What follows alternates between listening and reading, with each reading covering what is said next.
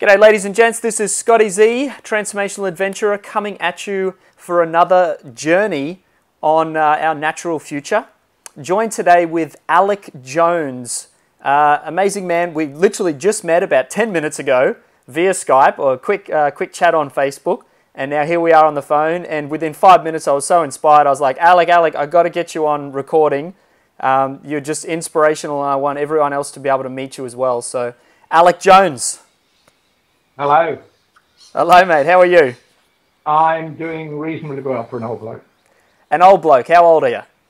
69. 69 years old. Yep. And you say you're doing reasonably well. You gave me a bit of an intro and on Facebook as well about the stuff that you are doing. I think you're doing better than reasonably well at 69, mate. I reckon I'm doing better than a lot of young blokes because I'm stood up looking down at the grass and they're laid down looking up at it. Absolutely, absolutely. Now you downloaded on me a moment ago that you've got a lot of stuff going on. You've lived a life. You've had a journey. You've been through a lot of adventures. Yeah. Quick intro of where you're at and what you're doing. Can you tell us what's going on in your life and inspire these young people that are looking down at that grass, mate? Yeah, I'm a forensic psychologist and I deal with guys released into the community after many years in jail. And I love working with them. I think they're totally inspirational. Some of these guys are coming out of jail in their 50s, some are in their 30s and 20s, and the courage they've got in facing up to the world and just wanting to get back and be re-socialized and revitalized just inspires me. They've lived some brutal lives when they were younger, and I work with them rehabilitating, doing re-socialization, reintegration strategies. I help them find work along with other people, other networks. And then we provide circles of support for them in the community while they get up and get going. We get them off to school, go back to TAFE. I even got one fellow going and doing psychology this year. Nice. And the whole thing is to inspire them. So they inspired me so much, and I realized that I was getting older and I needed to be fit. And I've had heart attacks and stroke events from my medication, from my heart medication. And I had bypassed back in 2002. And so I've lost weight. I'm doing CrossFit training, and I'm going to be a CrossFit coach. And you're doing CrossFit training at 69. Yeah. And you're going to be a coach. Yeah. Mind you, hang on though, in the CrossFit coach training program, the other guys are doing 8 and 12 reps, and I do 3 and 4. But you're still doing it. Well, of course I am. Bloody oath.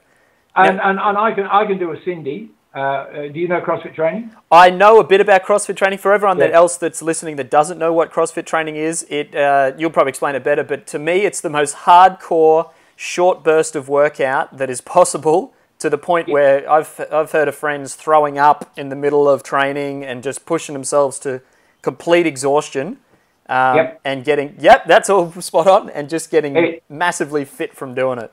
It's 1 hour a day. Okay. For 3 days, then you have a rest day, and then you do another 3 days, another rest day, or some of us choose to do 5 days and a day off, and then another 5 days and a day off. And I've had a couple of friends do the 5 days and take 2 days off. But I do Cindy's. I don't do at my age, I find it difficult to do a full Cindy, but it's you do a series of routines, and I can do in the course of my morning's exercise in 60 minutes. I can do 100 pull-ups, 100 push-ups, 100 sit-ups, and 100 squats. But I have to break them down. Yeah. But you're doing them, mate. But I've only been doing this since last November. So, but I started in May doing, I had a little mate of mine coaching me, and I did it, but I wasn't really serious until November, and since then I've got into it. And what prompted there goes the dogs, what prompted the CrossFit, like you were saying, there's other adventures that you're on that you'll tell us about in a second, but you were saying that you were so inspired by the guys that you were working with that are coming out of prisons. Is that what pushed you into it, or you had the heart attacks and that's what pushed you in? Oh, well, no, it's the heart attacks. I knew I had to get fit because I'd put weight back on. I knew I had to get fit, so I got into CrossFit. And then in November, I went back and saw my cardiac specialist. He said, "We don't want to see you." And I said, "No, I've got to come back for my yearly checkup." And he said, "No, you don't have to come back at all." I said, "But what if I need another bypass?" Oh, he said, "The doctor will see you immediately." He said, "Because you're taking care of yourself." I said, "So tell me what you mean." He said, "Well, normally," he said, "you were 58 when you had your bypass." He said, "Normally they plateau and then they start going down again." He said, "But you haven't." He said, you plateaued at 58 and then you started exponentially growing and getting fitter." Wow. And he said, you're so fit now, we just don't need you back here." So I've lost 7.5 kilos since November. That's awesome. And I do CrossFit. I'm off my meds. I'm off my blood pressure meds and stuff like that. My cholesterol I'm maintaining by diet. I'm on paleo. My guys inspired me so much that I want to say to them, well, I do say to them, "You've got to exercise, you've got to do this, you've got to do that." And I suddenly realized what a hypocrite I was, that I was telling them to exercise, really get into it to get their health back, because many of them have diseases, the hepatitis and stuff like that. And the only way they're going to live any sort of a good life is to go and exercise and get their health back and get on a diet. So I'm sitting there, this chubby 6'2" psychologist, looking at them and doing all of the pontificating, like, you really need to exercise. And one of the guys looked at me, he said, "I bet I can beat the hell out of you in weight." So I said, "You're on." So when I started getting fitter and better, I felt, wow. So I want to go train them. I want to do CrossFit. I want to inspire them to do CrossFit. And I want to be able to coach them and other men my age and say, "Mate, you can be a real bloke. You can get back into it. You can get out there and you can be an inspiration to the young guys." So, and I also want to train young guys as well, because I find them inspiring. Absolutely. And you were mentioning to me before, that is one thing that you really want to do is take it to the older gents especially, and say, "Hey, look, there's life after bypass surgery. There's life after heart attacks and all this crap." The doctor's saying you're going up, you're improving your health at 69 when so many other people are going down. Yeah, well, I've told you this tale, but I'll tell you again. Yeah. When I was at the CrossFit gym doing my training, this young fella rocks up to me and he said, "Mate," he says, "you and I are probably the oldest guys in this gym." So I looked around the kindergarten and I figured out he was right. And I said to him, "Yeah, how old are you?" He said, 41. And I said, "Yeah." He said, "How old are you?" I said, "I'm 69. I said, "You can add nearly 30 years to that." And can I use the word he used? Yeah, you can use the word he used, mate. Fuck, he said, "That's awesome." So I figured I'd milk this for all of the compliments I could get. So I thought I was awesome because I was doing CrossFit training at 69 and that I was going to be a coach. So I said, "Why is it awesome, mate?" And expecting this lovely answer. And he says, "Mate," he says, "at your age, blokes are either dead or they're in a walking frame." Yeah, exactly. You see? And I just want to get up and inspire people. Life passes. The old saying. Do you know anything about straight edge? No, I don't actually. Straight edge was. Oh, it's a band. Yeah. I've heard of straight edge. Someone's told me. Yeah. Yeah, and they got onto this straight edge, no drugs. That's right. No gratuitous sex, nothing. You just live a clean life. And but they were rockers, right? They were full punk rockers. They're hard rockers. And they're just such clean livers. Yeah. And a couple of my ex-clients, and one of my little mates is straight edge. And I love those guys, and they were there when I was a young bloke. Well, when I wasn't so young, back in the 70s. Yeah. But I was in my 30s then. But I just loved them when they came out, and I so totally agree with their concept of life. And these young people inspire me, and I want the kids around me to see they don't have to be on drugs. I want them to see that there's a real life out there, and straight edge say one life, one chance. Yeah, absolutely. And you've got to live it to the fullest. You've got to live it for other people, and the only way you can live successfully for other people is to live totally successfully for you, and just take your enthusiasm out there, drop it in their lap, and say, "Hey, bub, walk with this. I'll help you do it." Shit, yes. 24 hours a day, mate. Absolutely. One of my little guys survived jail because of mania. Now, what psychologists do is they look at them and they say, oh, you got this profile, you're a bit manic there, let's quieten you down. And I say, bugger off, you're a crock, you don't know what you're talking about. The stage of mania these young guys have, we can turn into a powerful tool for their advancement and growth. Keep the excitement going. The excitement factor can turn into a depression if it's unfulfilled. You see, we call it an arousal depression. But if it's handled properly by a psychologist who knows what the shit they're talking about, we can get these young fellas and we can use their arousal disorder. We can make it into a constructive tool for them to grow as an individual. And we ought to be doing it. Yeah, awesome. You would have seen some characters in your time working. You mentioned you're a police officer before, and then you got into what you're doing now, yeah?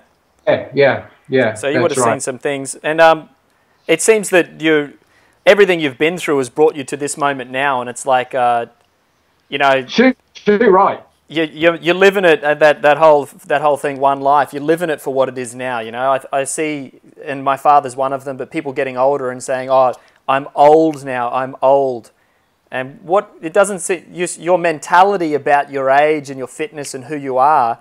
It seems to be your thoughts and focus are a lot different to the mainstream and to what other people are telling themselves on a daily basis about how old they are or how sick they are or how whatever they are. Yeah. How does that work for you? Where are your thoughts most days, and where does it work? Up here, I'm 28. Beautiful. I'm 28 up here, totally 28. And if anybody says I'm 69, I say that's only chronological age. You ain't seen the bugger inside. Mate, do you know what I did on the 21st of December last year? What did you do? That was the end of the world day. Yeah. I jumped out of a perfectly good aeroplane at 14,000 feet. And free fell 9,000 feet in a tandem jump. And mate, it was a screaming hoot all the way down. I had a grin all over my face from the moment we walked to the plane, and the jump master who was with me, a lovely lady, she was just so pragmatic, up the north coast, up the Sunshine Coast. And we jumped out, and she said, mate, you haven't shown 1 minute of anxiety all the way. I said, I am so pumped, it's great. And I've got that DVD of that. Awesome. And in a few weeks, I'm going to go down the Gold Coast and I'm going to bungee jump 14 stories. Wow. Now, you're picking sports that are young man's games too. Like, I skydive, I bungee jump, but I'm 30. I'm 32 years old.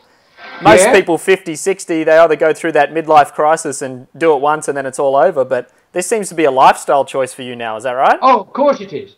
And just remember, you may be 32, mate, but that makes you 4 years older than me. Oh, I like that. I like that. And how powerful that thought is. It is. Every time I'm out running or I'm doing my CrossFit, I tell myself I'm not a human, I'm a machine. Wow. And machines just keep going until they wear out. And I have only just started, so I've got my warranty is another 5 years. Excellent. 10, maybe 30 years, I don't know. And I'm just going to keep going. They put my sixth stent in my heart a year last September. Okay. And I've dealt with the cholesterol, and I am determined that's not going to clog up. And if it clogs up, I'll just go get another stent put in, and I'll be back out there. Yeah. And I had somebody say to me, "Oh, but what if a stent comes loose and you die on the way down bungee jumping?" And I say, well, there are two things, bub. One, I don't believe in death. I only believe in life after life. So I'm not worried about parking the car and giving the keys to God. Another and the other beautiful thought. The other one, if this body gives out on the way down, at least it's gone doing something I want to do, and I'm enjoying, and I'm not sitting in a chair, dribbling down my shirt and making it go stiff and yellow. Yeah, exactly. Fearing the things that you really want to do. I fear nothing. Well done. One of the things that helped me, of course, was when I was 24. One of the things that helped me not to fear anything at all, or not to fear most things, is when I was 24, I went out to serve a summons. And I walked around the corner of this building on a farm, and there's this guy stood there with a .222 rifle pointing at my forehead. And he didn't want the summons served. By the sounds of it. Yeah, well, I figured that when you're looking down the bore of a 222, the guy on the other end of it is really reluctant to communicate. Yes. And it was a very tense moment. I won't tell you what happened. Okay. But he was eventually talked down, and I wasn't a cop at the time. Okay. But there were other people around, and a couple of words passed between us. And eventually he put the gun down, and at that moment I knew that what was happening, I was dead. Right? I was as good as dead. Yep. And you look at it, and it's just like bang, something happens in your brain. Yep. And suddenly you realize life is incredibly sweet. Yep. And you've got to make every moment count. Absolutely. And I've protected whistleblowers in various areas, and I've received phone calls telling me that if I have a headache, somebody's got a lead pill to solve the headache. I've had my own car followed home for a couple of years, a couple of times a week, and I've had my phones tapped and stuff like that. And you just go, life is so bloody sweet, mate. Absolutely. It's so worth having and hanging on to. Most guys out there, most people out there just don't realize that this is a shit world. And the only way we can make it safe, the only way we can make it worthwhile, is for folk like you and me to get up and have the guts to face up to it and show people that they don't have to go and do these really rabid, stupid things and make threats to people, that they can actually enjoy life. We won't stop them doing it. We won't stop the whole world. We won't make the dictators of the world change. But shit, mate, if you and I can get hold of guys one by one and teach them how to be men. Yep. Got a bit of a freeze there. Hopefully we haven't lost Alec. What an inspirational guy. Alec, are you there? Come back from that freeze. Okay. No worries. Yes, well, sorry about that. The internet dropped. But you were saying people like you and I. Yeah, we've got to show guys out there. One of the things wrong with men nowadays, and I'm really serious about this, and I tell this to my guys, you know what a football is, you know what a cricket ball is, you know what a soccer ball is, but you don't know what male balls are. Yeah, fair enough. And male balls, you have courage. You have a set of values, right? Yep. Guys think that having balls in society nowadays is getting up there and being really tough and all of that sort of jazz. Yeah, well, yeah, it is, but it's a mental toughness, and it says, I've got a set of values and I'm going to live according to them. I'm going to respect everybody else around me like I want to be respected. I'm going to give people encouragement. I'm going to be nice. I'm going to be decent. I don't need alcohol. I don't need drugs. And I don't need all the highly overt sexual conquest to be a bloke. Yeah, absolutely. That's not having balls. That's having testosterone. Balls is another word for courage. Yeah, wonderful. And how do you find the guys coming out of the prisons? Like, a lot of them in there because they're living that testosterone life and trying to be the man without the mentals? They got into the wrong circles. But when they come out, mate, I so admire them. I so admire them. These are guys. They've got courage. You know, they've got courage over their heads. I mean, they fight some of the most terrible backgrounds, and they are just so worth the investment. I've got people who speak to me very derisively about my criminal mates, and they're not criminals; they're ex-criminals. Yeah. And the judgments in society against these guys are phenomenal. Absolutely. But I look at these guys and they have got guts coming out of their ears. They strive, they work hard.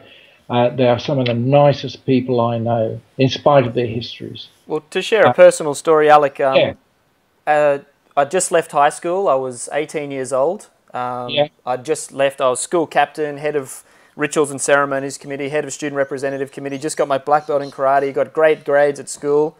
6 months later, I was arrested for break and enter, theft, willful damage, and common assault. I have 16 criminal convictions that I got when I was 18 years old. I just had about a 6 or 8 month stint of going off the rails, fighting against society, fist fighting on the streets and getting drunk and going through all that bullshit. Yeah. And I am an ex-criminal. I have criminal convictions. They're non-recorded. I didn't go to jail or anything, but I have 16 criminal convictions.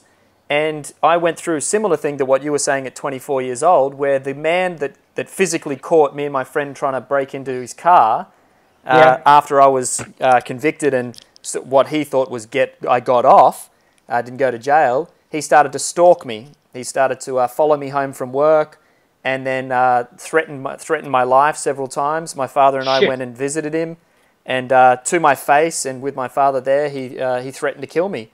So we went and put a restraining order on him straight away, and then the next day I got a phone call from him and said, the police just visited me and you'll be dead by this afternoon. Broke the restraining order, threatened to kill me, and that was it. I had to flee my home. I got on an aeroplane and I left Brisbane and went back to my hometown of Cairns. I'd been in Brisbane for 4 years. Arrived back in Cairns, I was 19, nearly 20 years old, and my whole world had just collapsed around me. Absolutely. I wasn't in jail, but I was certainly in a place where all my options had been taken away. I didn't know what else to do. I literally had to flee from this man and leave my family, and it changed my life. It was on that day, arriving back in Cairns, that I looked at my life in the last few years and what had happened, and I made a decision that I was going to be happy, for one. Two, I would never lift my hands in violence again, because like you were saying, that's not a true man. And I was going to find a better way, and I didn't know what that better way was at the time, but I just knew I can't keep doing what I'm doing. And I looked at what I'd been doing, and the biggest correlation I could find was that I was doing what everybody else wanted me to do, rather than really tapping into what I wanted to do and being true to that. And since then, that's all I've done. I've endeavored to tap into my heart. I got really into spirituality and meditation and started learning from great masters and indigenous people all over the world, and just really tapping into my intuition and wanting to really be true to myself and honor my path, rather than following the paths of my parents who wanted me to be a lawyer or a doctor, then a politician, and my school and society, make lots of money, be a businessman, all of this stuff. And it was more to me, it's about being in my true essence and doing what really makes me happy. And that's what I encourage other people to do too. So that's my story of how I got to where I am, very similar to the decision that you made. So I'm quite inspired that maybe 40 years down the track, I'll be jumping out of planes like you are and doing CrossFit and inspiring people too. Knowing that we had similar beginnings, and I'm hoping at 69 I'm kicking goals like you are as well, mate. Maybe without the heart stuff. Well, if you keep yourself fit now, you're less likely to have the heart stuff. I just got grossly overweight. I went up from 82 kilos from when I was really active, and I was pumping iron in the gym at 42. But I went up from 82 kilos to 125. Wow. And I'm now down to 96. Nice. But I've lost 7.5 kilos since last November. But by you making that statement about your past, you have got so much courage, putting yourself out there. But you're an inspiration to young people. Everybody likes, well, not everybody, but the majority of society out there says, "Oh, you've got to have all these really decent, clean-cut young guys, and they've got to have an unbesmirched past and be real role models." I'll tell you who the role models are, mate. They're the people like you. Who can go through shit, and I say to my guys who are there, mate, life's a bucket of shit, but there's shine in there, let's help you dig for it. And mate, you've dug for it, you've got your shine out there, and it's going, and it's plain in your face. And your spirituality hangs out there for everyone to see, and I just love it. In between the police force and psychology, I was an Anglican priest for a while. Oh, nice. And but I found the police force and the priesthood to be dominant productions. I don't like the dominance. I like strength, but I don't like dominance. I don't like control freaks. And so I parted company and took police and psychology and priesthood and brought the spirituality into my forensic work. And I've been doing this now for, well, counting the time in the priesthood, I've been doing this now for about 36 years. Wow. And I just love what I do. So that, you know, that time in the priesthood, I left the priesthood in 1984, and I just bring the spirituality into my work all the time. And I tell my guys, mate, let's help dig through your shit and find the shine. That might not sound very spiritual, but I tell you what, to a bloke who's just been buried up to his head in shit for 50 odd years, somebody telling them that they got a bit of shine in there is really inspirational for them, and they can find it. They just need the help. And to me, mate, that is true spirituality. Like, we've got this whole, you know, hippie crystal, chants a mantra, you know, dance around a fire spirituality idea of being sold to us. And it's a load of shit, mate. Spirituality is as normal and as natural as, you know, the bloke having a drink down the pub with his mate and talking about how much he loves his life or something, you know. Spirituality is natural. It's the waterfalls. It's the sky. It's people like you and me. That's true spirituality. And we can get away from this voodoo, you know, I'm a hippie. That's great. I'm into all that stuff too. But, you know, it's not, and get it out to the mainstream people and just like, it's a natural, normal thing to be spiritual. Of course it is. Do you know what we are? People say that we are human beings looking for a spiritual experience. Correction, bro. We are spiritual beings here for the human experience. Exactly. And I say the human experience so we can experience all of the crap that goes on in the world, all of the pain, get in, learn from it, and work people through it. 100% agree with you there. And the more that we try and live this, oh, everything's perfect, just keep the smile on my face, and I've never been through any trouble, kind of crap lifestyle, you're missing all the lessons, you're missing all the learnings, you're missing all the stuff that's really happened. Like, I fell out of a coconut tree the other week. I don't know if you saw it on Facebook. I read it! It was hilarious. But do you know how many people come up to me and said, oh, well, that was pretty silly. Why did you do that? You know, that was a big mistake. I bet you won't be doing that again. And I looked him in the face and said, mate, as soon as I can climb again, I'll be up the next bloody coconut tree, even if it means I fall out again. Because I'm not going to dodge the experiences to be in the beautiful love and light all the time. I'm going to fall in the shit and I'm going to get it out and I'm going to be stronger for it. Yeah. Oh shit, yeah. Oh yeah.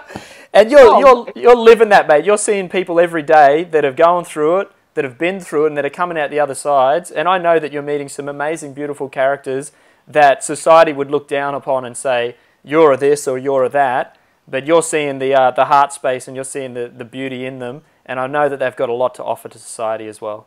Oh, mate, I love these guys. Really. I mean, I seriously love them. I'm not talking about all this limp-wristed, oh, I'm just in love with you sort of thing.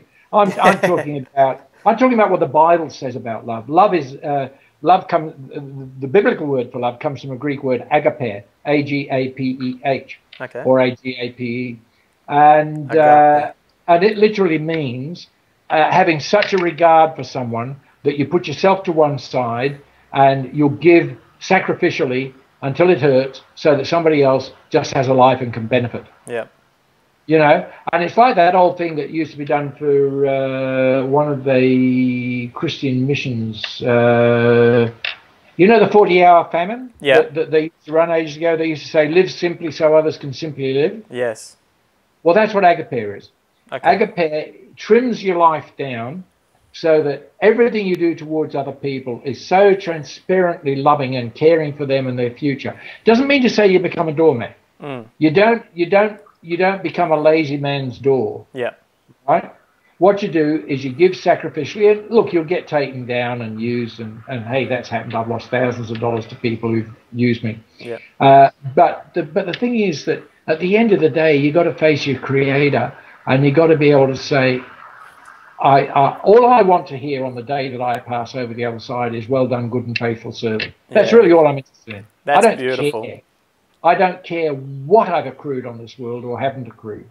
It's not the material things. It's sharing soul with soul. Yeah. And if you come across somebody like Halley's Comet and you just pass by their life, so long as you kiss their life with blessings and move on, we all swing each other into our orbits. Yeah, absolutely.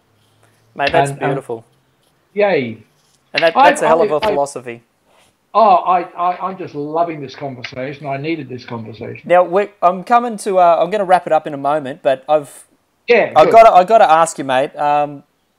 Your life has been inspirational. You've had your ups and downs. You've had your shit. You've got your shine, and you're really helping a lot of other people. By the sounds of it, you know, since November, you're getting into CrossFit. You're getting into the paleo diet. You're really kicking your health in the guts, literally. Yeah. What's next for Alec Jones? What is it that you want to do? Where do you want to go? You're 28 years old. You got the life ahead of you. Yeah. What are you going to do and what's coming up? What do we get to look out for? What you get to look out for is I want to form alliances with men, young men and old, and I want you all to boot my ass to achieve.